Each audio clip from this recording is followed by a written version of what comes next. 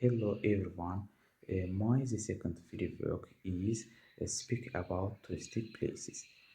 Touristic places destinations that attract visitors from different parts of the world. These places often include natural wonders like mountains, beaches, and waterfalls, as well as such historical landmarks and ancient cities and museums.